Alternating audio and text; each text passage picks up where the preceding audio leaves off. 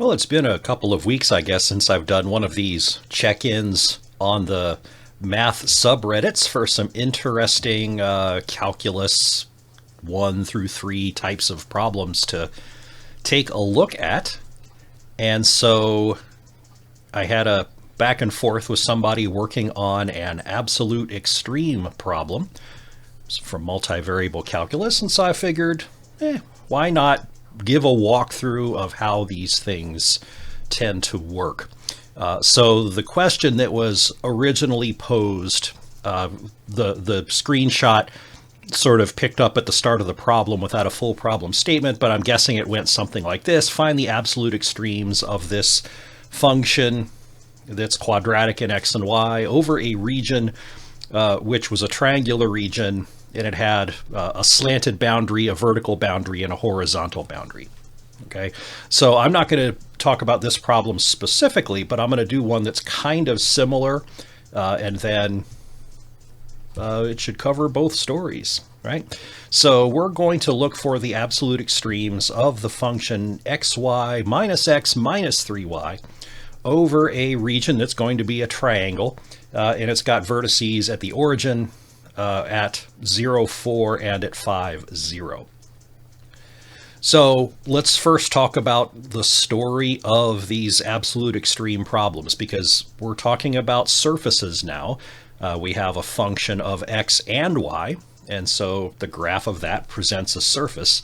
The idea is we're hunting for the highest and lowest values that this surface hits over the particular region. So we're the calculus ant, and we're walking around inside this region, this triangle down in the xy plane, and we're looking up and we're looking down, and we're just trying to see at what point are we standing when the surface gets as far up over our head as we're going to see it and as far down below our feet, or just, lowest and highest if the dip of the surface and the high points of the surface are both over our heads, whatever. It's familiar terminology, I hope.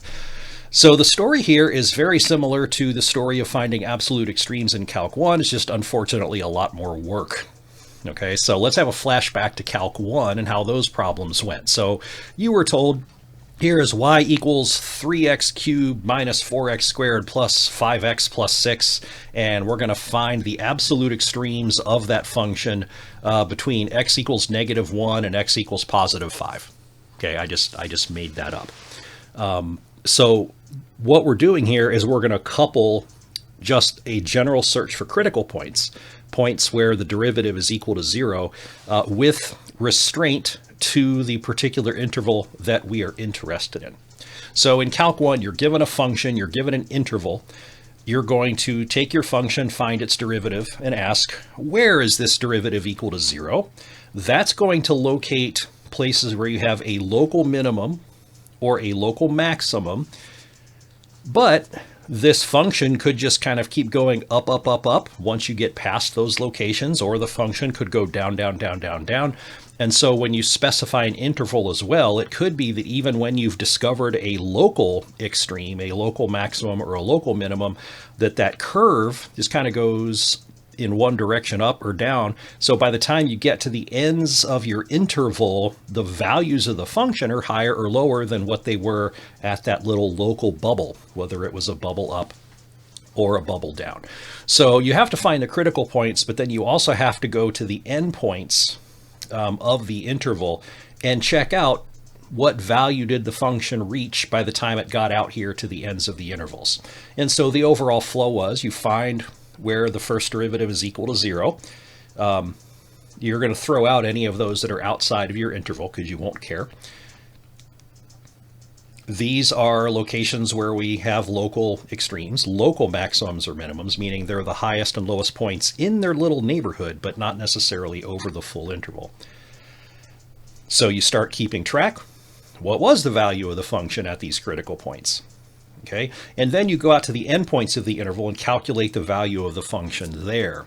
And then you compare and pick winners, right? So let's say we had a cubic function over some interval, and we found out that its derivative was equal to 0 at 2 points, and both of those were inside the interval. And maybe at these critical points, the value of the function was -3 and +2. But then by the time we get out to the endpoints of the interval, we've discovered that the function takes on a value of -5 and +7. Well, that tells us that at these critical points, okay, congratulations, you're a critical point and you're a local minimum or maximum, but you don't win the prize of being the absolute extreme because the function actually got to higher or lower values by the time we got to the endpoint of the interval. So now we're going to do the same thing. It's just that finding the critical points is a little bit harder, and tracing the boundaries of our regions is more than just checking endpoints. It's actually checking corners and also edges of regions. So it's a lot more bookkeeping. No one piece of it is terrible, but the overall bookkeeping can be quite tedious. So here we have surfaces, functions of x and y returning values of z. And we're given one of these functions, and we're given some region down in the xy plane where we're going to cut out the surface over that region and find out where that surface hit the highest and lowest points. Okay, so we're going to hunt for critical points here. Now, the upgrade to critical points in this scenario is that we're going to take our function, which is a function of x and y, and we're going to find its derivative with respect to x, also find its derivative with respect to y, and look for locations where both of those are 0 at the same place. Now, just like in Calc 1, we find these localized critical points. They might be inside the region, they might be outside the region, right? When we're solving for where the derivatives are equal to 0, that calculation has no idea what region we're interested in. That calculation doesn't care. It's our job to take the results from that calculation and decide, do we care about these points or not because of what the region is.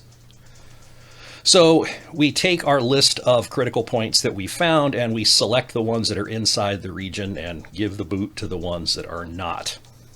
These are candidates for where we might find locations of absolute maximums and minimums. So we probably calculate the value of the function at those points to start keeping a little record of the values that the function is hitting at the crucial points. Okay, but just like in the Calc 1 type problem where the function could creep up to higher and lower values by the time we got out to the ends of the interval that we're looking at, the surface could wave up or wave down to higher or lower values on the edges of our region than it hit at any local max or min, and so we have to figure that out too. But then once we've calculated the critical points and their functional values inside the region, and we've traced around the bounds of the region and any corner points that we might discover, then we have our canonical list of candidates for where the extremes might be, and then we just go through and pick the locations where the function is the highest and the lowest. So here we go for this sample problem. The function is xy minus x minus 3y. Okay, forget the region for a minute. We're just going to look for where the first derivatives with respect to x and y are both equal to 0 at the same place. First derivative with respect to x is just y minus 1. First derivative with respect to y is just x minus 3. And so without much headache, we can take a look at these and say, well, if we're at the point x equals 3, y equals 1, then both of these derivatives are going to be 0. So ta-da, here is a critical point. There's only one. Now again, this calculation doesn't care what region we've specified. So we have to pair this with the region and decide, is this critical point inside the region, in which case we do care about it, or outside the region, in which case we don't. So this is what that region looks like. It's the triangle with the corners at the origin and at 0, 4 and at 5, 0. And then this little dot right here is the point we just found, which is 3, 1, and ta-da, it is inside our region. So we do care about it, at least for now.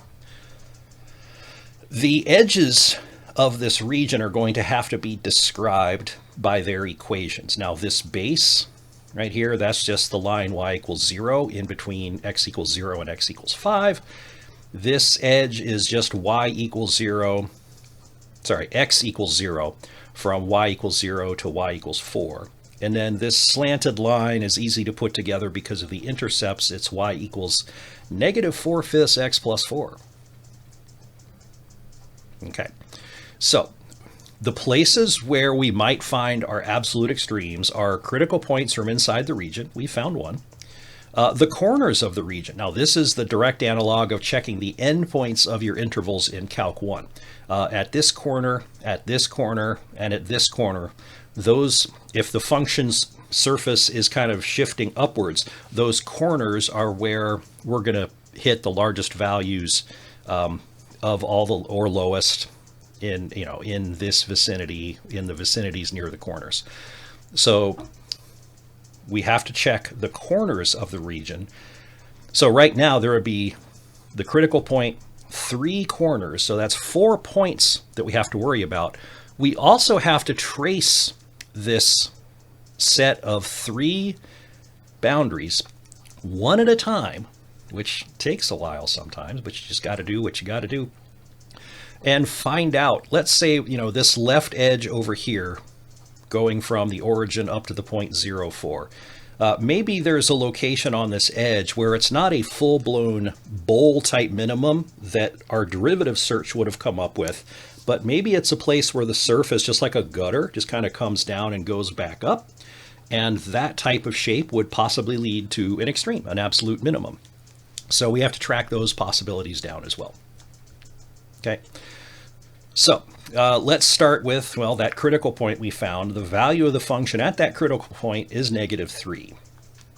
When x is 3 and y is 1. You can pause this and calculate that if you need to, but it's -3.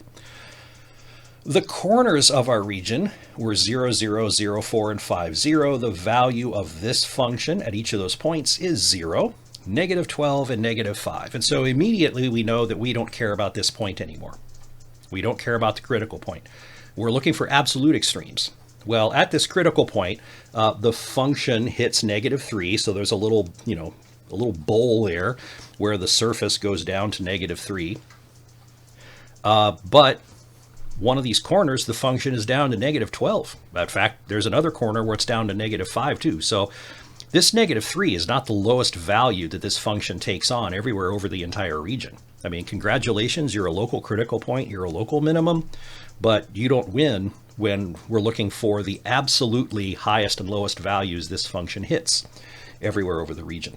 Currently, this point is the winner for the absolute minimum, and the origin is the winner for the absolute maximum. So those are the current winners. But we have to trace the edges of the region R as well. And there were 3 of them, so let's take them one at a time. So I've numbered them. L1 is the flat base, L2 is the vertical left-hand wall, and L3 is this slanted line. The line, or the edge L1, just the stretch along the x-axis, that's quantified by the line y equals 0, from x equals 0 to x equals 5. Now what we have to do is go to the function, the full function of f(x,y), and say, hey function, if I'm only marching along points where y is 0, what do you look like? In other words, if I'm the calculus ant walking along all these points where the y coordinate is always 0, and I look up or I look down and just trace the surface over my head or below my feet, what type of two-dimensional function is it carving out? So we go to this function and we say, hey function, what do you look like when y is 0? And we answer that by plugging in 0 for y, and that function when y is 0 shakes down to -x. Now that is a linear function, so whatever the values are at the corners of, this is a flat edge, whatever the values are at the corners of this edge are going to be the highest to lowest values anywhere on the edge, because the function is either going uphill or it's going downhill, right? There's no bumps in it because it's a linear function on that path. So there are no extra points of interest along L1. No more candidates for the extremes at this point. So let's go to L2. It's going to be the same sort of story. L2 is the vertical wall, the vertical edge. That corresponds to the line x equals 0 from y equals 0 up to y equals 4. Remember, so now the calculus ant is walking up and down the y-axis and looking either overhead or down below. And what does that curve looks like above our head or below our toes? So we go to the function and we say, hey, function, what do you look like if we're only worried about points where x is 0? Well, it shakes down to negative 3y, right? And so it's also a linear function. The extremes are going to be at the corners. This edge gives us no extra candidates for the extremes. But L3, this is where fun stuff happens. So L3, remember, is the slanted edge of our region. It was the line negative 4/5 x plus 4. So we go to the function and we say, hey, function, what do you look like when we're only worried about points where y is equal to negative 4/5 x plus 4? Well, remember the function was x times y minus x minus 3 times y. So this gets a little bit gross. We can shake it down. Again, you can pause if you want to check the details. But along the slanted edge of this region, the surface is behaving quadratically. It's going down and up, or it's going up and down as we're walking back and forth along that edge. This behavior of the function is going to have critical points in the Calc 1 sense. It'll have one of them. Let's see where it is. Well, this is what the function behaves like along L3. Its derivative in the Calc 1 sense is negative 8/5 x plus 27/5, and we want to figure out where that derivative is equal to 0. So replace f prime with 0, multiply both sides by 5, add the 8x to the other side, divide by 8, so blah, blah, blah, blah. Okay, it turns out to be x equals 27/8. That's where f prime is 0. So that means that as the calculus ant is walking back and forth along this slanted edge of this region, when it gets to the point that corresponds to x is 27/8 and it looks up, it sees, oh, the surface just hit a little dip above my head, or it hit a little hump below my feet, or whatever the case may be. But there's a low point on the surface over my head or below my feet at that x coordinate. So we have to go back and find the y coordinate of that point to really locate it. And it turns out, again, the tedious work is omitted, that with an x coordinate of 27/8, the y coordinate of that point on the edge of the region is 13/10. And if we go back to the region and put that in place, there it is. It's right on that sloped region. And again, the story here is the calculus ant is walking along this edge, and when it gets to this point, it notices that the umbrella of the surface over its head or below its feet has a little dip. It's not necessarily a full bowl. It could be like a gutter, but it's come down and up, or it's gone up and over to give a localized smaller value or larger value than anything else around it. So this presents yet another candidate for a possible absolute extreme in the big picture. But now we're ready to wrap it up and pick the winner. So here, the 0.31, that was the original point we had. We learned the function itself was equal to -3 there.